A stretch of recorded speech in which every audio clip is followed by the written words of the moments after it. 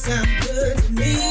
Oh, yeah. It's Fish, Grits, and Politics. And now, from the Breakfast Club, it's Marcus Davis. Hello. My name is Marcus Davis. Welcome to Fish, Grits, and Politics, the light bite version. We often do a version that's separate from our main show. This is a snack. This is a snippet where we invite a guest in to cover a hot topic and have a little short conversation about that topic. Today's topic is one of the ones that's most popular in our nation today, the topic of immigration. And joining me in the studio to have this discussion is a professor from Texas Southern University, Dr. Fernando Colon Navarro.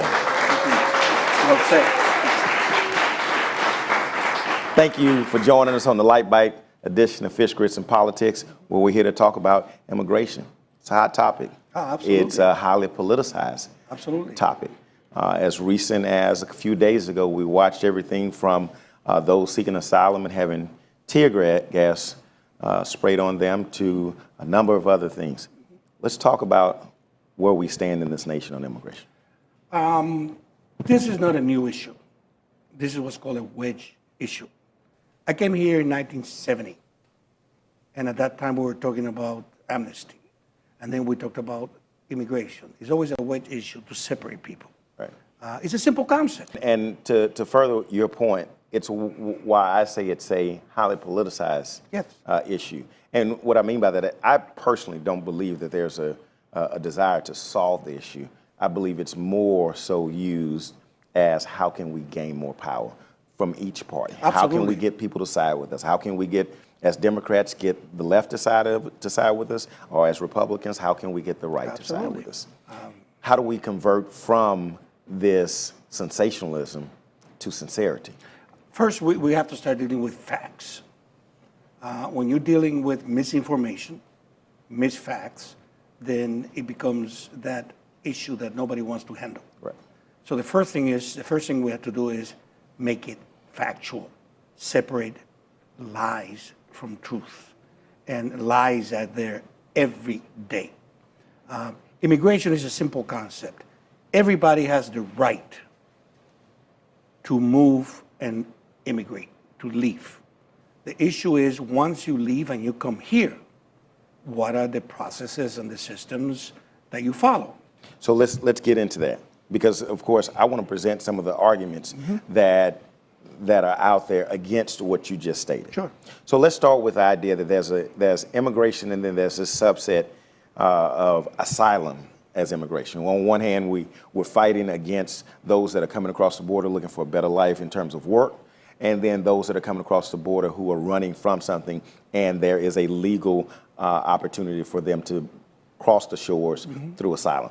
So let's deal first with asylum, which is the most recent, where those that are running from something tragic in their home, in their native town, and they're coming here to seek some sort of refuge. But here in America, which we've always traditionally accepted them, and it's in our Constitution to accept them, today we're saying let's put an end to that. Yes, and I don't submit myself to any of that. There's no reason why the word you use is submit. This is not an issue of submission. We put ourselves out there as a country that welcomes the poor, the oppressed, the persecuted. In fact, we have signed international treaties in which we commit ourselves. If a person comes to this country and shows that they have a high probability that they will be persecuted in their countries based on 4 or 5 defined grounds, we're bound not to return them. That's international law. Now, the government can say, just like we did with the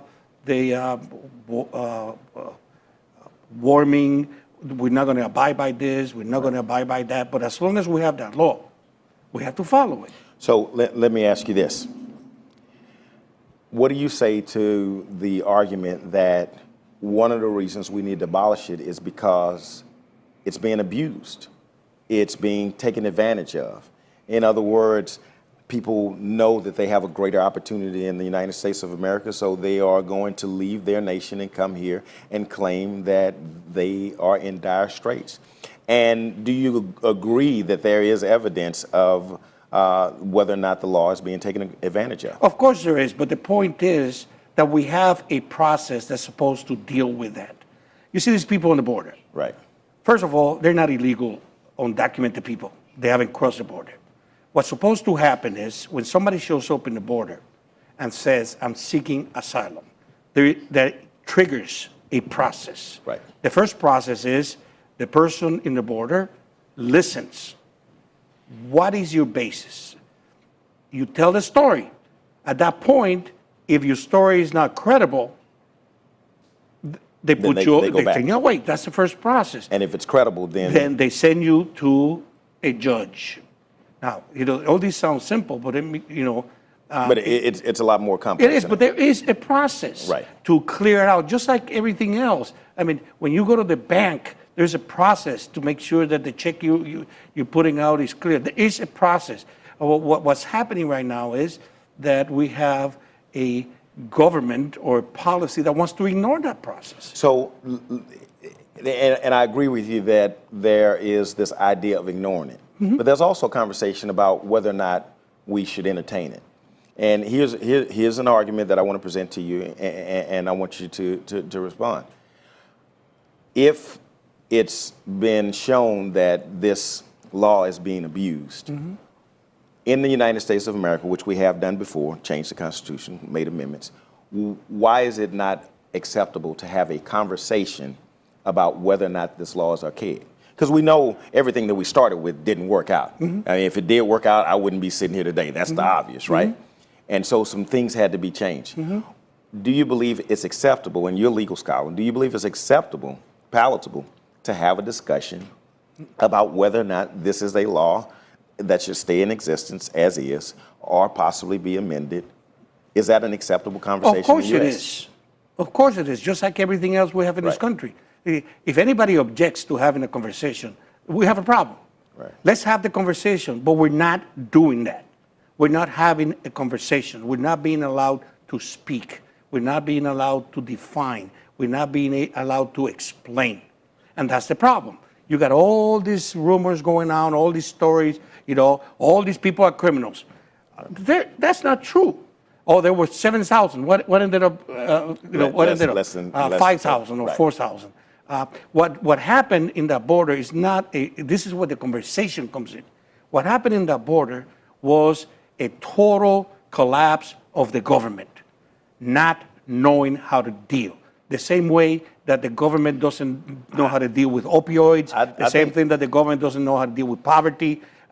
And when you do that, you blame the victim. I think I may take issue with that. I don't think it's the idea of not knowing how to deal. I think it's knowing exactly what you do not want to deal with. I agree. And that's the result. I can argue with that. So we dealt with asylum. Let's talk about, before the asylum issue came up, the other leg of immigration was the problem, which was I can't feed my family, so I'm crossing borders in order to put food on my table, right? And you said there are lies being told. I'll be honest with you. There are a lot of lies that we're not adhering to. America has not confessed what immigration has done for our economy. And our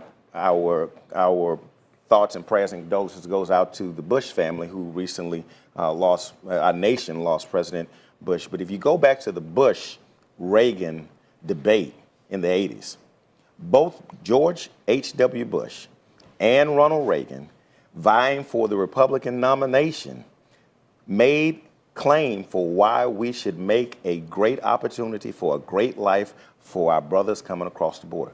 What happened? How did we, some 20, 30 years later, all of a sudden create the boogeyman coming across the border instead of being honest about what's truly beneficial for the nation and, in the words of H.W. Bush, beneficial for making a great life for those that are seeking it? Because it's become clear that the way to create dissent is to separate.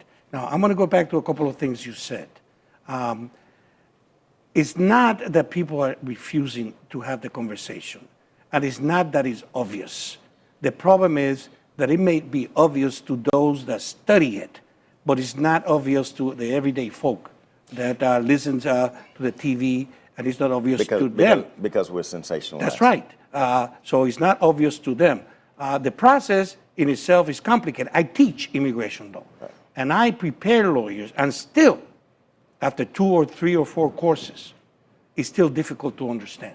Well, this is a heavy topic that's going to take a whole lot more time than we have. I thank you for the time that you share with us and the information that you share with us today. I look forward to bringing you back. Yes, and this is the Lite Bite. We're going to bring you back and have a big conversation. I'd love to, but over a meal. Okay, that's good. Over some food. Okay. Yeah. But let me leave you with this. Closing thoughts. It's about facts, and as you know, in the civil rights movement, facts are not given, and we need to make sure that we bring them out. Facts are important. In my last Light Bite on the last Fish, Grits, and Politics, I shared the sentiment that we're not listening to one another. No, we're not. And we've got to get to a point where we're listening to one another, where we're not politicizing this argument, where we're not using it to attain power or maintain power as Democrats or as Republicans. We've got to find a way to satisfy the needs of the nation while being humans and spreading humanity to those that are in search of a way to provide for their family. Thank you for joining us. Thank you, Professor Navarro. Thank you very much. Thank you for joining us on this Light Bite edition of Fish, Grits, and Politics. Stay tuned for our next Light Bite. Stay tuned for our next full version of Fish, Grits, and Politics. Log on to our Facebook page, follow us, share it, hashtag Fish, Grits, and Politics. Let's eat. Peace. Fish, grits, and politics sure sound good to me. We can still break bread together even if you don't really agree. Oh, yes. So come on in and take a seat. Oh, yes. Sit back and grab something to eat. Oh, yes. Listen up, we got something to teach. Marcus is gonna blow your mind.